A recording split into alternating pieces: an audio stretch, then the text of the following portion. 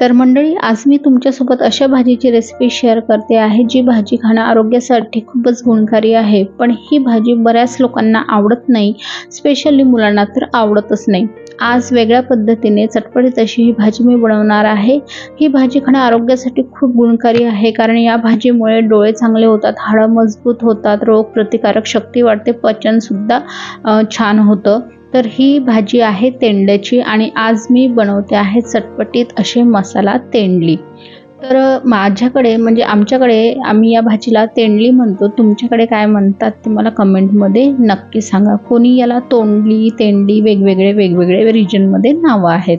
तर इथे मी पाव किलो तेंडली घेतली, धुवून घेतली आणि या तेंडलीचा आता जे मागचं पुढचं जो देठ असतो तो काढून घ्यायचा आणि या तेंडलीला मधून हलक्या हाताने चिरा मारून घ्यायचा. बेसिकली आपण मसाला तेंडली बनवत आहोत, तर या तेंडलीमध्ये आपल्याला मसाला भरायचा आहे, त्यानुसार आपल्याला चाकूने याला हलक्या हाताने चिरा मारून घ्यायचा आहे, जेणेकरून हे तेंडली अशा प्रकारे थोडं ओपन अप झालं पाहिजे, जेणेकरून आपण यामध्ये मसाला भरू शकू. तर परत एकदा दाखवते मी तुम्हाला. मागचं पुढचं देठ काढून हलक्या हाताने चाकूने वरून चिरा मारून घ्यायचा आणि तेंडलीला असं ओपन अप करून घ्यायचं.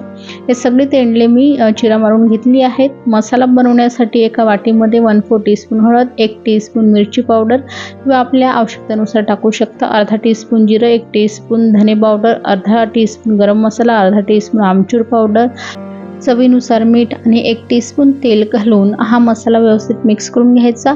आपला मसाला तयार झाला आहे, बाजूला ठेवून देऊ. जी तेंडली आपण चिरा मारून ठेवली होती बाजूला ती घ्यायची. एक एक तेंडली घेऊन अशी थोडी ओपन अप करायची आणि त्यामध्ये हा तयार केलेला जो मसाला आहे तो चम्मचने व्यवस्थित भरून घ्यायचा. एकदम इझिली भरला जातो. हाताने थोडा सांडतो, पण चम्मचने व्यवस्थित दाबून भरला जातो. तर अशा प्रकारे सगळ्या तेंडलीमध्ये मसाला भरून घ्यायचा.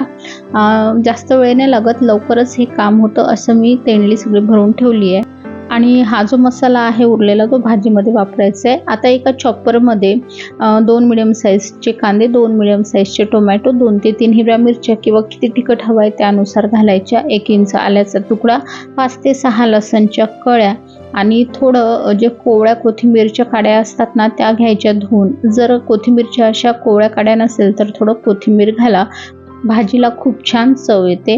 आता झाकण लावून घ्यायचं चॉपरचं आणि हे चॉप करून घ्यायचं. जर तुमच्याकडे चॉपर नसेल तर बारीक बारीक चॉपिंगसुद्धा करून घेऊ शकता, कापून घेऊ शकता किंवा मिक्सरला पल्स मोडवर फिरून घेऊ शकता. भाजी बनवण्यासाठी पॅनमध्ये किंवा कढईमध्ये 2 मोठे चमचे तेल घालायचं. त्यामध्ये अर्धा टीस्पून जिरं आणि सोप घालायची.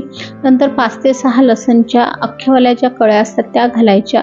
नसेल घालायचे तर तुम्ही स्किप करू शकता, पण मी सजेस्ट करेल घाला, की कारण भाजी खाताना मस्त लागतात. ह्या लसणच्या कळ्या थोड्या गोल्डन झाल्या की लाल सुक्या मिरच्या घालायच्या 2 ते 3, त्यासुद्धा फ्राय करून घेतल्या की जो आपण चॉपिंग करून ठेवलेला आहे कांदा, टोमॅटो, मिरची, लसूण वगैरे ते घालायचं. मीडियम फ्लेमवर छान सॉफ्ट होईपर्यंत किंवा जोपर्यंत या मसाल्याला तेल सुटत नाही तोपर्यंत परतून घ्यायचं. 3 ते 4 मिनटं लागतात. हा बघा मसाला थोडा सॉफ्ट झाला आहे, तेल पण सुटलं आहे. आपला हा जो कांदा टोमॅटोचा मसाला होता तो छान परतला गेला. आता यामध्ये जी तेंडली आपण मसाला भरून ठेवली होती ती तेंडली घालायची आणि उरलेला जो मसाला आहे तो सुद्धा घालून घ्यायचा आणि व्यवस्थित मिक्स करून घ्यायचं. यावेळेला गॅसची जी फ्लेम आहे ती एकदम लो फ्लेमच ठेवायची आहे. व्यवस्थित मिक्स केल्यानंतर झाकण ठेवून 3 ते 4 मिनटं एकदम लो फ्लेमवर याला शिजू द्यायचं. मध्ये मध्ये याला 1-2 वेळा फिरून घ्या, नाही तर काय होईल की पॅनच्या किंवा कढईच्या बुडाला हा मसाला चिटकेल. 3-4 मिनटं वाफवल्यानंतर आता यामध्ये अर्धा वाटी एवढं पाणी घालायचं. जास्त पाण्याची आवश्यकता नाही, कारण रस्सा नाही, आपल्याला मसालाच बनवायचा आहे. पाणी घालून व्यवस्थित मिक्स करून घ्यायचं आणि परत झाकण ठेवून अगदी लो फ्लेमवर 5 ते 6 मिनटं परत शिजू घ्यायचं.